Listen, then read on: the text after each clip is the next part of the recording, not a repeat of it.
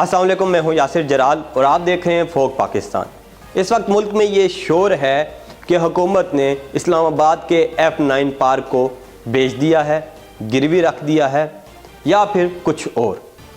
हकीकत क्या है? आज की इस वीडियो में मैं आपको यही बताऊंगा। ना ही पार्क को बेचा गया है, ना ही उसे गिरवी रखा गया है, बल्कि पार्क पहले भी CDA की मालकियत था, अब भी CDA की ही मालकियत रहेगा। तो फिर ये शोर क्यों है? आवाम को कंफ्यूज क्यों किया जा रहा है? आज की इस वीडियो में मैं कोशिश करूंगा कि आपकी इस कंफ्यूजन को दूर करूं और आपको बताऊं कि असल मामला क्या है। कर्ज लिया गया तो कर्ज के एवज क्या गिरवी रखा गया? अगर ये कर्ज ही नहीं है तो फिर क्या है?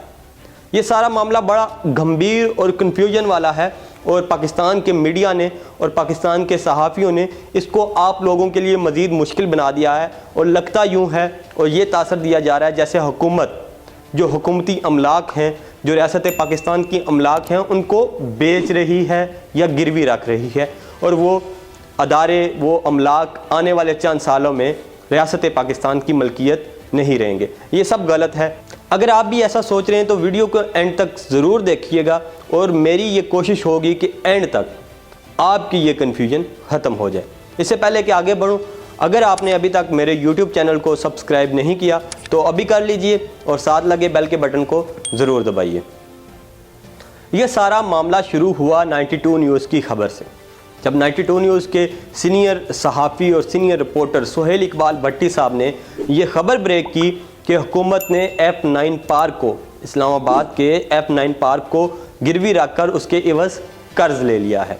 यह खबर ब्रेक होने की देर थी, बकाया मीडिया ने भी इस खबर को हाथों हाथ लिया और हर किसी ने अपनी ब्रेकिंग्स में और दरादर इस खबर को चलाया। कभी टिकर्स में चल रही है, कभी इस पर प्रोग्राम हो रहे हैं और खूब शोर ववेला मचाया गया इस खबर पर। और फिर फ़ौरन से क्या हुआ कि शहबाज गिल साहब मैदान में उतरे। उन्होंने कहा कि यह खबर ही झूठी है, लेकिन उसके बाद सुहेल इकबाल भट्टी साहब ने इस खबर के फैक्ट्स एंड फिगर शेयर करना शुरू किए। उन्होंने कैबिनेट मीटिंग में होने वाली कार्रवाई और वो तमाम दस्तावेज़ात जिस वक्त आप मेरी स्क्रीन पर भी देख रहे हैं वो सामने लेके आए और शहबाज गिल को झूठा साबित किया और बताया कि वाक़या ही ऐसा हुआ है।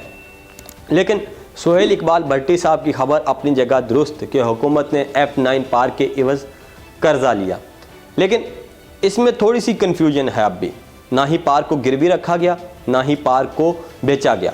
पार्क पहले भी CDA की मलकियत था, अब भी CDA की मलकियत रहेगा और आइंदा भी रहेगा। उसकी मलकियत कभी भी चेंज नहीं होगी। मामला क्या है? तो असल बीच में जो मुद्दा है वो है सकूक बॉन्ड्स का। सकूक बॉन्ड्स ये क्या होते हैं? सबसे पहले तो इस मामले को समझ लेते हैं। तो नाज़रीन, सकूक बॉन्ड्स होते हैं एक इस्लामिक वे है। लोग इस बॉन्ड को ख़रीदते हैं और इस पर उनको मुनाफा मिलता है। हुकूमत की जानिब से सकूक बॉन्ड्स पर मुनाफा की शरह ज़रा ज़्यादा होती है तो लोग इसको हाथों हाथ ख़रीद लेते हैं। और दूसरी इसमें खूबी ये है कि सकूक बॉन्ड्स इस्लामिक बैंकिंग में आते हैं और इसको इस्लामी बैंक ही फ़रोख्त करते हैं। अब मामला क्या है? सकूक बॉन्ड्स क्योंकि इस पर सूद नहीं दिया जाता बल्कि इस पर इन्वेस्ट करने वाले को मुनाफा दिया जाता है। ज़रा बात को समझिएगा, इस पर इन्वेस्ट करने वाले को मुनाफा दिया जाता है। सकूक बॉन्ड कौन जारी करता है? सकूक बॉन्ड्स जारी करती है वजारत ख़जाना और जारी करता है स्टेट बैंक। स्टेट बैंक ये जारी करता है और जारी किसके एवज करता है? यहाँ बात अहम आती है। सकूक बॉन्ड्स को किसी ऐसी अमलाक के एवज जारी किया जाता है जो मुनाफा बख्श हो, जिससे मुनाफा आ रहा हो। अब इस पर भी मैं आता हूँ, आपको थोड़ा कंफ्यूज हो रहे होंगे आप, लेकिन मैं आपको समझाऊँगा। सबसे पहले इस पे बात करें कि सकूक बॉन्ड क्या है। वजारत ख़जाना, स्टेट बैंक इसको जारी करता है, इस्लामिक बैंक इनसे ख़रीदते हैं और अपने लोगों को, आगे कस्टमर्स को बेच देते हैं। उनको उस पर मिलता है मुनाफा। जो उनकी इन्वेस्टमेंट होती है वो भी उनको वापस मिल जाती है जब वो फ़रोख्त करते हैं और उस पर मुनाफा भी मिल जाता है।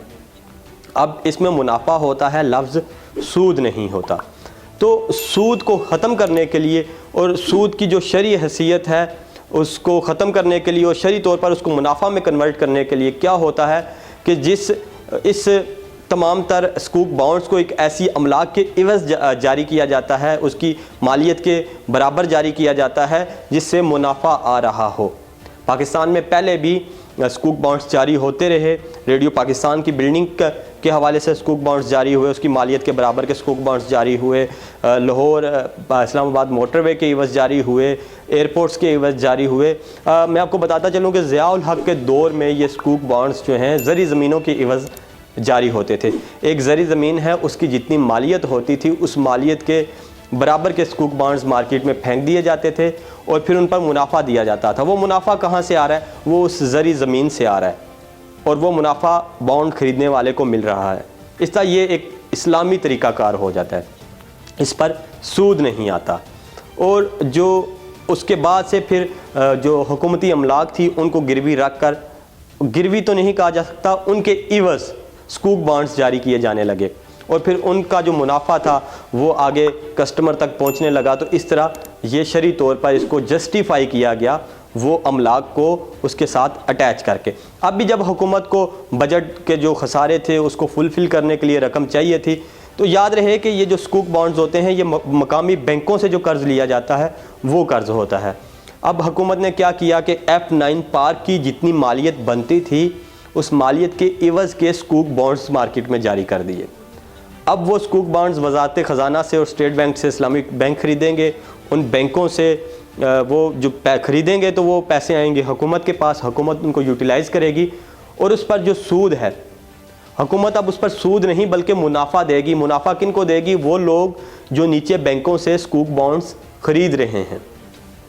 اور وہ منافع کہاں سے جائے گا؟ وہ F9 پارک سے منافع جائے گا. یہ اصل میں اس سود کو جسٹیفائی کرنے کا طریقہ ہے جو لوگوں کو پروفٹ کی صورت میں ملتا ہے اور F9 پارک کے عوض وہ ان کو ملے گا. اس میں نہ ہی تو F9 پارک کی ملکیت بدلے گی, وہ پہلے بھی CDA کی ملکیت تھا اب بھی رہے گا, اور نہ ہی یہ کہا جا سکتا ہے کہ اس پارک کو گروی رکھ دیا گیا ہے, اور نہ ہی یہ کہا جا سکتا ہے کہ اس پارک کو بیچ دیا گیا ہے.